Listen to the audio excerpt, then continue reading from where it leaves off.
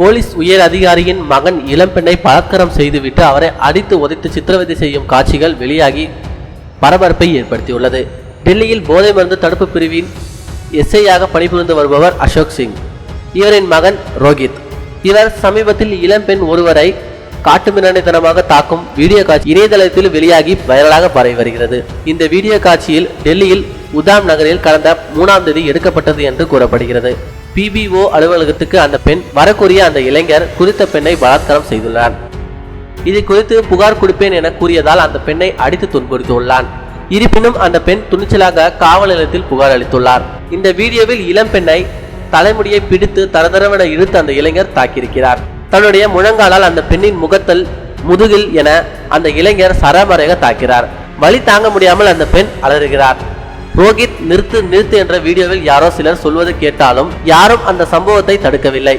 மேலும் இந்த video viral ஆனதால் இந்த விவகாரம் தொடர்பாக உள்துறை அமைச்சர் ராஜ்நாத் சிங் விசாரணைக்கு உத்தரவிட்டுள்ளார். இதையடுத்து போலீசார் ரோஹித்தை கைது செய்து விசாரணை மேற்கொண்டு வருகின்றனர். மேலும் இதுபோல செய்திகளை உடனுக்குடன் தெரிந்து கொள்ள நமது தமிழ் சினிமா சேனலை சப்ஸ்கிரைப் பண்ணுங்க. மேலும் இது போல செய்திகளை தெரிஞ்சுக்க நம்ம தமிழ் சினிமா சேனலை சப்ஸ்கிரைப் பண்ணுங்க.